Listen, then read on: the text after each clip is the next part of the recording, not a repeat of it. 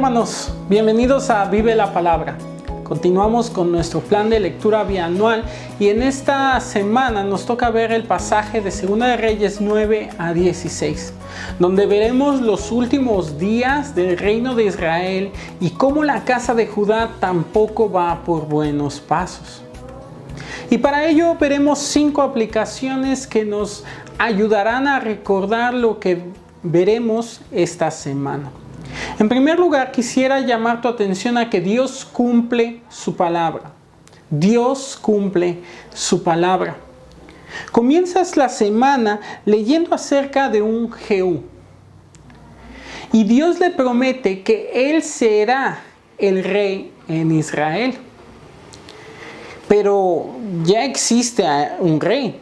Y entonces Dios cumplirá su promesa dicha por Elías, quien ya no está, y acabará con la casa de Acab, con su hijo Joram, quien sigue los mismos pasos de pecado. Dios cumplirá su promesa entonces con Jehú y con la casa de Acab, de modo que esta dinastía se acaba para comenzar el reinado de Jehú. Pero no solo acaba con él, acaba con Jezabel, una mujer tan mala, sanguinaria e idólatra que a lo largo del texto bíblico no podemos ver más que pecado. Y esta mujer acaba de la manera más ruin, más deplorable, de modo que aún los perros se comen sus huesos. Pero sabe, aún en eso Dios cumple su palabra. Sin embargo, al leer todos estos textos, nos puede venir a la mente una pregunta, y esa será nuestra segunda aplicación. ¿Por qué Dios usa a hombres malos? Aunque vemos en Jehú a alguien que cumple lo que Dios planeaba, y vemos cómo Jehú extirpa a Baal de Israel, de modo que ya no se maneja la idolatría a este Dios falso, se sigue manteniendo la idolatría. Se sigue manteniendo esos 2 becerros de oro tal cual los puso Jeroboam al inicio de este reino. Y vemos cómo la situación en Judá no es mejor. Entre todo esto, Ocosías ha hecho alianza con Joram, de modo que es su compadre. Algo que hemos visto en reinados pasados entre el rey del norte y el rey del sur, pero ahora ya están relacionados familiarmente. Y Ocosías termina muerto por culpa de esa relación.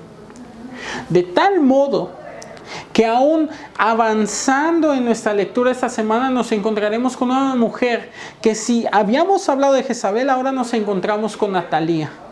Una mujer que llega al trono y mata a toda la descendencia real. Y quiero que entiendas el texto bíblico. Atalía se entera de que muere su hijo y ahora mata a todos sus nietos. ¿Cómo te parece la escena? ¿Cómo te parece esta familia de reyes que debían de conocer a Dios y debían de guiar al pueblo hacia Dios? Pero en cambio vemos un pueblo alejado de Él. Y esto nos debe de llevar a considerar que si Dios está usando a estas personas malvadas, es porque Dios cumple su plan. Y esto nos podría sonar un poco contradictorio, porque entonces, ¿por qué usa a hombres malos si al final cumple su plan?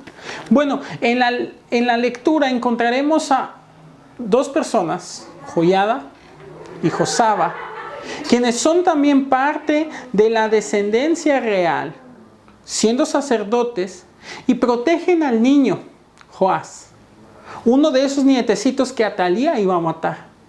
Estas personas están dispuestas a arriesgar su vida por este niño.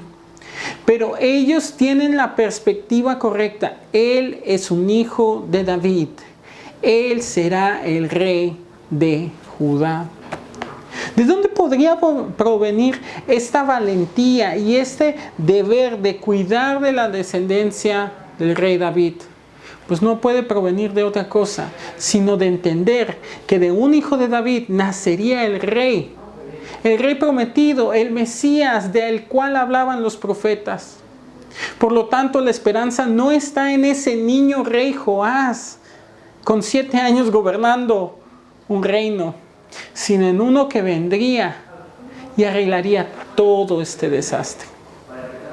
Y en medio de esta historia tenemos que considerar una cuarta aplicación, y es la importancia de un mentor. Si algo aprendemos de Joiada, es cómo un buen mentor ayudó a que todo un pueblo fuera hacia Dios. Joiada guía al pueblo a Dios y cría al rey Joás, un pequeño de 8 años, en sus caminos.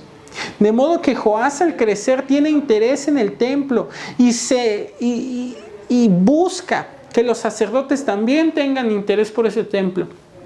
De modo que haya recursos y haya reparaciones para que se adore a Dios. Sin embargo, las cosas cambian cuando Joiada muere. Y las cosas en las que él invirtió ahora acaban en manos enemigas.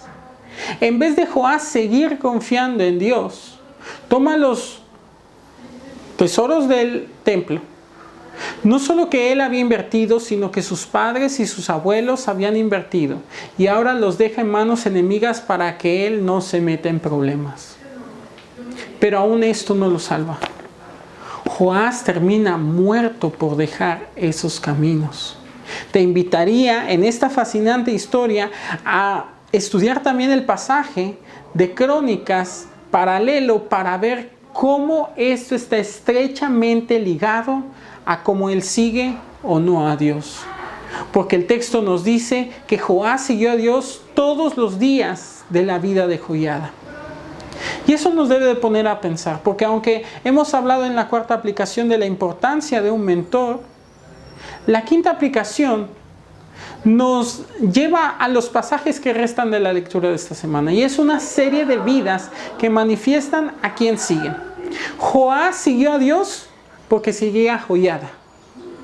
Y esto tal vez como padres nos debería de llevar a pensar qué pasará con nuestros hijos cuando nosotros ya no estemos. Hacer lo recto o lo malo ante los ojos de Jehová es una frase que constantemente se está repitiendo acerca de los reyes del norte y del sur. Y quiero que tomes en cuenta que ellos no son denominados buenos o malos reyes por su política, por su prosperidad económica o su éxito militar. Son denominados buenos o malos por cómo siguen a Dios. Terminamos la semana pasada y terminaremos esta semana entonces considerando qué se dirá de ti, qué se dirá de tus hijos y de tus generaciones. Si escribiéramos entonces el libro de las crónicas de tu familia, podríamos considerar y pensar que estamos siguiendo a Dios. Porque sabes, al final Dios cumple su palabra y Dios cumple su plan. Pero lo hacen personas y familias que siguen a Dios y que buscan sus caminos. Te invito ahora a reflexionar en la lectura que tal vez ya hiciste hoy y animarte a que sigas leyendo esta semana. Dios les bendiga.